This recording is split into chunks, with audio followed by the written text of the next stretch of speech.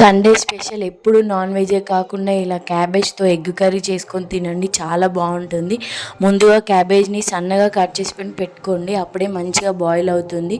ఎందుకంటే మనం దొడ్డుగా కట్ చేసి పెట్టుకుంటే ఉడకదు తొందరగా, ఎందుకంటే ఒక్క చుక్క వాటర్ లేకుండా మనం ఆయిల్లోనే మగ్గించుకోవాలి. ఇంకా క్యాబేజ్లో కూడా వాటర్ కన్సిస్టెన్సీ ఎక్కువ ఉంటుంది కాబట్టి ఇంకా మనకు వాటర్ అనేది అవసరం లేదు, ఓపిక అవసరం. ఎందుకంటే బాగా కలుపుతూ ఉండాలి, అడుగు పట్టకుండా. కొంచెం ఆయిల్ వేసుకొని బాగా మగ్గించుకున్న తర్వాత పసుపు, ఉప్పు, అల్లం వెల్లుల్లి పేస్ట్, కారం అవన్నీ వేసి అవన్నీ మగ్గిన తర్వాత మీకు నచ్చినన్ని ఎగ్స్ వేసుకొని బాగా కలుపుకొని ఉమ్మగిలిన తర్వాత ఇంకా దించేసుకోవడమే. చాలా బాగుంది అండ్ టేస్ట్ కూడా చాలా బాగుంది. సేమ్ ఆనియన్ ఎగ్ కర్రీ లాగానే అయిపోతుంది, చాలా బాగుంది. కొంచెం ధనియాల పొడి, కొంచెం కొత్తిమీర చల్లుకొని ఇంకా దించేసుకోవడమే. చపాతీస్లోకి అయితే బెస్ట్ కాంబినేషన్ అని చెప్పొచ్చు, అన్నంలో కూడా చాలా బాగుంటుంది. నచ్చితే సబ్స్క్రైబ్ చేయండి. బాయ్.